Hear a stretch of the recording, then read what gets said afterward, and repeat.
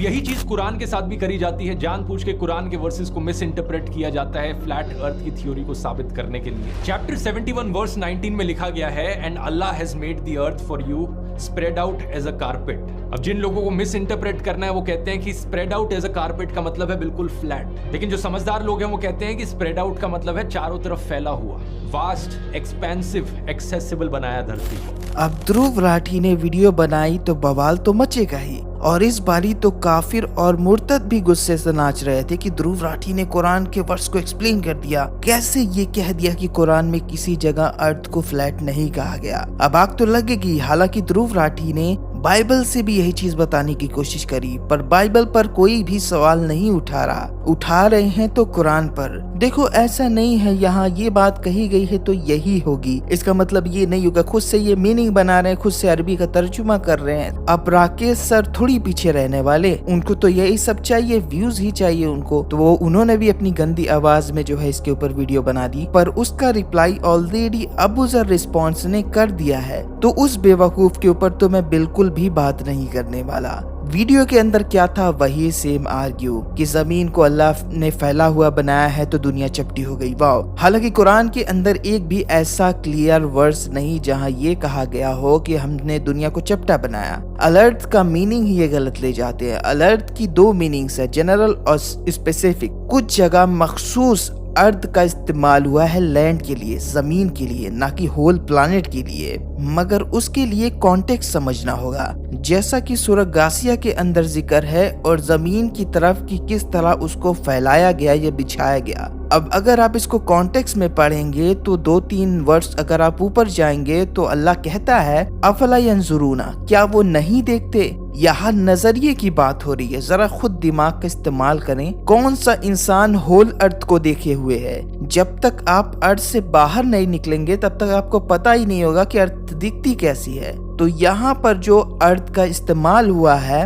वो लैंड के लिए हुआ है, ना कि होल अर्थ के लिए। क्या तुमने नहीं देखा कि हमने जमीन को फैला हुआ बनाया? तो यहाँ उस स्पेसिफिक एरिया की बात हो रही है जिसको मैं देख रहा हूँ, और मुझे देखने पर जमीन फैली हुई नजर आ रही है, ना कि गोल। कुरान एक मिसाल की किताब है, और जब वो बात करती है तो एक राइम के साथ, एक आसान तरीके से, जिसे एक आम इंसान भी समझ जाए बात क्या हो रही है। जैसे कि मैं आपसे कहूँ, क्या तुमने लाल सूरज को नहीं देखा? जबकि रियलिटी में सूरज लाल ही नहीं होता, हम सब जानते हैं, लेकिन कहने और बताने का नजरिया होता है। अगर कुरान में अर्थ चपटी होती तो इस्लामिक गोल्डन एज के अंदर जो स्कॉलर है, मिसाल के तौर पर इब्ने हजम, इब्ने तैमिया, अल बैरूनी, ये बहस नहीं करते कि अर्थ गोल है। यहाँ तक कि इस्लामिक गोल्डन एज में सबसे पहले मुस्लिम्स ही थे जिन्होंने ऐसे मैप को तैयार किया जिसमें अर्थ को गोल दिखाया गया, तकरीबन 1200-1300 साल पहले। इन्होंने कुरान के वर्ड से ये साबित किया कि अर्थ गोल है, ना कि खुद से इन्होंने अपनी थ्योरी बनाई। और ये कोई नई बात नहीं है, मतलब गोल्डन एज की बात ही अलग है। अगर इन मुर्तदों को वहाँ छोड़ दिया जाए तो वो गुम हो जाएं। जो इन्होंने ढूंढा और जो इन्वेंट किया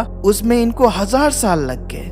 खैर, मैं ऐसी कई मिसालें दे सकता हूँ, लेकिन आपको पता है कि ये टॉपिक किसी दूसरी चीज के बारे में है। ध्रुव राठी ने क्रिश्चियनिटी और इस्लाम का नाम तो ले लिया, लेकिन हिंदुइज्म का क्यों नहीं लिया? विष्णु अवतार वराह का तो भी लेना चाहिए था ना उसको, कि देखो हिंदुइज्म में पहले ही बता दिया गया कि अर्थ गोल है। ध्रुव राठी ने इसलिए मेंशन नहीं किया क्योंकि हिंदुइज्म में ये बिलीफ था कि अर्थ चपटी है। रीजन क्या है मैं अभी आपको आगे बताता हूँ। ओह नहीं, वराह को देखो, उसके सदियों पुराने स्टैचूज को देखो, वराह ने गोल धरती को अपने मुंह पे उठाया है।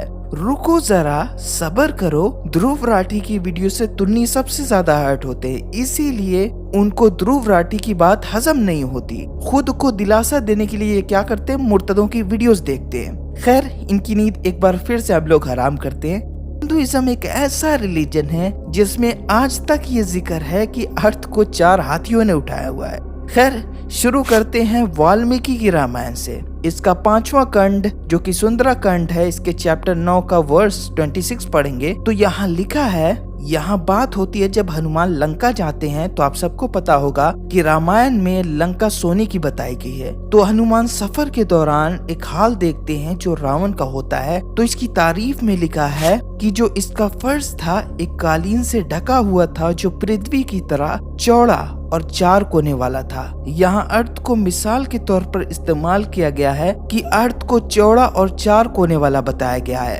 अब पृथ्वी के 4 कोने तो नहीं होते, सबको पता है। इसी वर्ष पर हरि प्रसाद शास्त्री ने एक फुटनोट भी डाला जहां वो लिखते हैं कि 4 कॉर्नर अर्थ से मुराद है कि पहले के हिंदुओं का बिलीफ था कि अर्थ के 4 कोने हैं। एंड इसी तरह एमएन दत्त का जो ट्रांसलेशन है उसमें भी सेम यही बताया गया है। और इन्होंने भी फुटनोट डाला है कि पहले के हिंदू मानते थे कि अर्थ की जमीन चपटी और उसके 4 कोने हैं।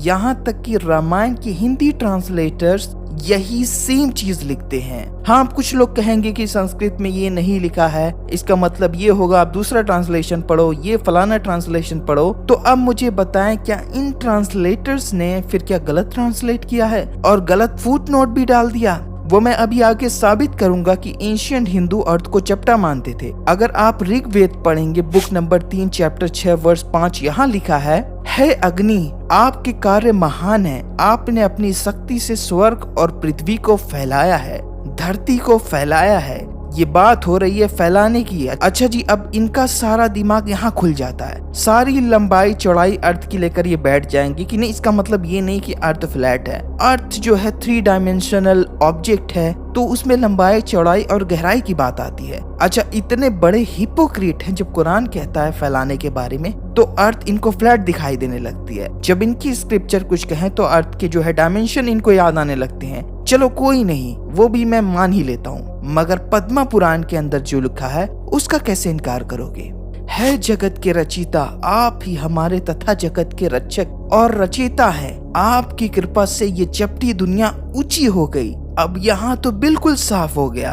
और मैं आपको विष्णु पुराणों, भागवतम पुराण, कई पुराणों से सबूत दिखा सकता हूँ, लेकिन कोई फायदा नहीं। तब ये कहेंगे कि हम तो इस किताब को मानते ही नहीं, हम तो फला किताब को मानते हैं। यहाँ तक कि कुछ हिंदू अपनी ही किताबों को गाली देते हैं, कहते हैं कि जो ऑथर था उसने गलत लिखा, उसको ये सब नहीं लिखना चाहिए। आज की टाइम के हिंदू को देखो ना, उनको क्यों देख रहे हो? बताओ, ये हाल है इनका। जब ये अघोरियों को एक्सेप्ट कर सकते हैं, सोचे इनकी सोच क्या होगी। इंसान खा सकते हैं लेकिन गाय नहीं। जहाँ औरत से ज्यादा गाय को इज्जत दी जाती है, इसीलिए औरतों से ज्यादा गाय सेफ है इंडिया में। अब आ जाते हैं वराह पर। तो पुराणों के अंदर एक स्टोरी मिलती है कि एक बार एक राक्षस होता है जिसका नाम हिरण्यक्षा बताया गया है। ये क्या करता है कि पृथ्वी को यानी कि अर्थ को चोरी कर लेता है और उसको गर्भोदक समंदर में खींच लाता है और उसे छुपा देता है। गर्भोदक या इसको कौशल ओशन भी कहते हैं, जो एक अलग रियल्म है। अगर आप हिंदू कॉस्मोलॉजी पढ़ेंगे तो ये बिल्कुल नॉर्स मैथोलॉजी से मिलता जुलता है। उनका यूनिवर्स एक पेड़ पर है, इनका एक सर्कल के अंदर है, एंड उसके नीचे ऊपर लोकास है, अलग अलग रियल्म है, और सबसे नीचे ये ओशन है। खैर, जब ऐसा होता है तो विष्णु एक सुअर का अवतार लेते हैं जिसको वराह कहा गया है संस्कृत में। और कुछ रिवायतों में है कि ये डीमन से कई हजार सालों तक फाइट करते हैं एंड फिर बाद में विष्णु इसको मारकर अपने दांतों से पृथ्वी को बाहर निकालते हैं। अब आजकल की पिक्चर्स के अंदर वराह को गोल अर्थ डिपिक्ट किया जाता है और लोग समझते हैं कि देखो पुराणों में तो दुनिया गोल बताई गई है, पर आज से 300-400 साल पहले के हिंदुओं को पता ही नहीं था कि दुनिया गोल है। आप वराह की 17वीं-16वीं सदी की पेंटिंग देख सकते हैं, जिसमें कुछ पेंटिंग तो ब्रिटिश म्यूजियम में मौजूद हैं। उसके अंदर वराह को फ्लैट अर्थ के साथ डिपिक्ट किया गया है। बल्कि 21वीं सदी के अंदर भी कितने लोग वराह की स्टैचू को इसी तरह डिपिक्ट करते हैं, फ्लैट अर्थ के साथ। अब जो लोग कहते हैं कि ये देखो 1000 साल पुरानी मूर्ति है, इसमें जो है वराह ने गोल धरती को उठाया हुआ है, ये सारी चीजें फेक है। Photograph is being shared on social media platforms with the claim that it shows a 1000-year-old sculpture depicting Hindu mythological figure Lord Varaha lifting a spherical shaped earth on his tusk. The post claims that Hindu Vedic scriptures discovered the shape of the earth hundreds of years before Galileo concluded that the planet is a sphere. Reverse image search of the photo led us to the same photo on Wikimedia Commons. This was described as showing an 8th century sculpture of Lord Varaha with goddess Bhudevi at the Durga Surya temple in Aihole, Karnataka. The same photo was found on stock image websites Olami and iStock with similar descriptions. The temple is believed to have been constructed by the Chalukya dynasty. A search for more information led us to a clearer image of the sculpture.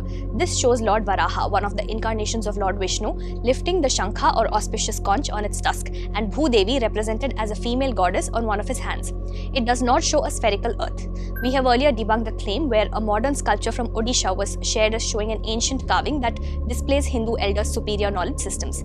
In this case, as a sculpture that does not depict Lord Varaha lifting a spherical earth on its tusk is being shared as showing one that does, this post is fake. ये या तो Facebook university से आती है या फिर WhatsApp university से। कोई भी बंदा एक पिक्चर उठाएगा, उस पर कुछ लिख देगा और जो है पोस्ट कर देगा, सारे हिंदू बिलीव कर लेंगे।